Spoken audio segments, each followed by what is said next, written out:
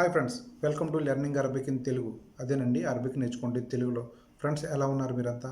I hope మీరందరూ బాగానే ఉంటారు, బాగానే ఉండాలని కూడా కోరుకుంటున్నాను. అందులో స్పెషల్గా ఆరోగ్యంగా ఉండాలని కోరుకుంటున్నాను.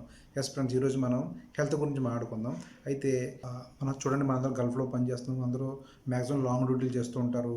చాలా చాలా దూరం బస్సుల్లో వెళ్ళి డ్యూటీ చేసి మళ్ళీ ఇంటికి వస్తారు. అయితే వాళ్ళకి చాలామందికి టైం ఉండదు.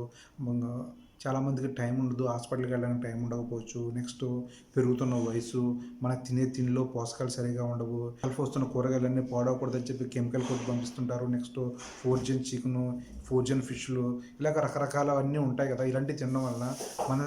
ఇలాంటివన్నీ తినడం వలన మన శరీరంలో పోషకాలు సరిగా లేక రకరకాల వ్యాధులు గురవుతుంటాం.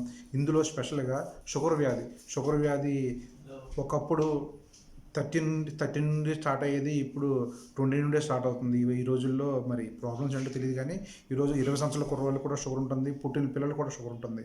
అయితే ఈ మధుమేహ వ్యాధికి హాస్పిటల్కి వెళ్ళే టైం లేనివారు, నెక్స్ట్ ఎవరికైతే షుగర్ నార్మల్ కావట్లేదు, ఎన్ని మెడిసిన్ వాడినా ఎన్ని ఇంజక్షన్లు తీసుకున్నా షుగర్ నార్మల్ కావట్లేదు, అలాంటి వాళ్ళకి ఒక బెస్ట్ మెడిసిన్ చెప్తాను నేను.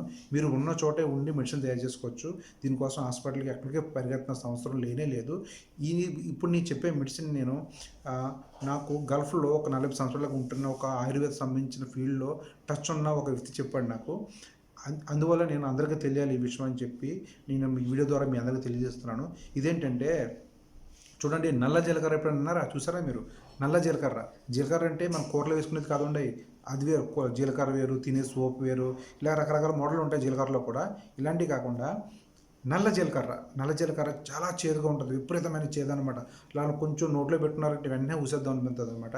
ఇది బకాలలో దొరకడం కష్టం, జమ్మయ్యలో దొరుకుతుంది. నెక్స్ట్ నాకు తెలిసి కువైట్లో చెప్తున్నాను నేను. ఫహిల్లో గల్ఫ్ ఆపోజిట్లో చాక్లెట్ షాపులు ఉంటాయి. ఆ షాపులో చూశాను ఒకసారి నేను నల్ల జీలకర్రని. అయితే నల్ల జీలకర్రని 100 గ్రాములు తీసుకోండి. నల్ల జీలకర్ర 100 గ్రాములు, మెంతులు తెలుసు కదా, మెంతులు 200 గ్రాముల మెంతులు, నెక్స్ట్ వాము 50 గ్రాములు. ఇవి తీసుకొని ఈ 3 వేరువేరుగా ఫ్రై చేయాలి. నల్ల జీలకర్ర వేరేగా ఫ్రై చేయండి, మెంతులు వేరేగా ఫ్రై చేయండి, వాము వేరేగా ఫ్రై చేయండి.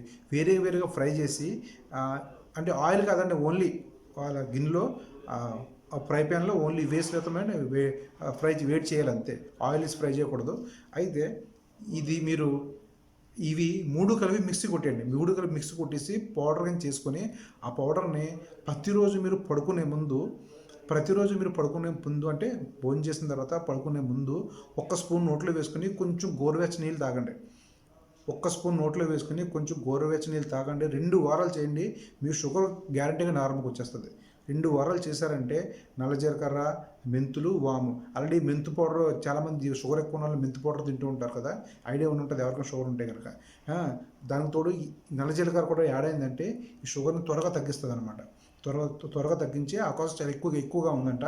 నల్ల జీలకర్ర, మెంతులు ప్లస్ వాము, ఈ 3 కలిపి మిక్సీ కొట్టి ప్రతిరోజు పడుకునే ముందు 1 స్పూన్ నోట్లో వేసుకుని కొంచెం గోరువెచ్చని నీళ్ళు తాగి పడుకున్నారంటే 2 వారాలు చేస్తే మీకు షుగర్ 2 వారాలు చేస్తే మీకు షుగర్ గ్యారంటీగా నార్మల్గా వచ్చేస్తుందంట. ఇది నాకు ఒక అనుభవమైన వ్యక్తి చెప్పాడు.